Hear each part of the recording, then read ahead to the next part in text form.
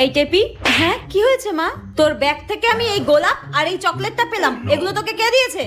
এগুলো মায়ের হাতে কি করছে? হ্যাঁ, কাল স্যার আমাদের এক্সাম নিয়েছিল আর আমি ওই এক্সামে খুব ভালো রেজাল্ট করেছি, তাই আমরা যারা যারা ভালো রেজাল্ট করেছি স্যার আমাদেরকে একটা করে গোলাপ ফুল আর একটা করে ক্যাডবেরি দিয়েছে মা। হ্যাঁ, তুই ভালো রেজাল্ট করেছিস বলে স্যার তোকে এই গোলাপ আর এই চকলেটটা দিয়েছে? হ্যাঁ, বাহ।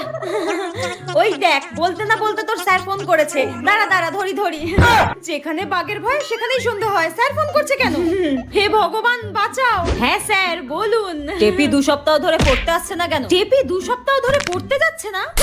কিন্তু স্যার, কালকে তো আমার মেয়ে টেপি আপনার কাছে পড়তে গিয়েছিল। আপনি সরস্বতী পুজোর দিনও এক্সট্রা ক্লাস নিয়েছেন, পড়িয়েছেন। আমার মেয়ে ভালো রেজাল্ট করেছে বলে আপনি ওকে গোলাপ ফুল চকলেট দিয়েছেন, তাই না? কালকে তো আমি কাউকে পড়াইনি।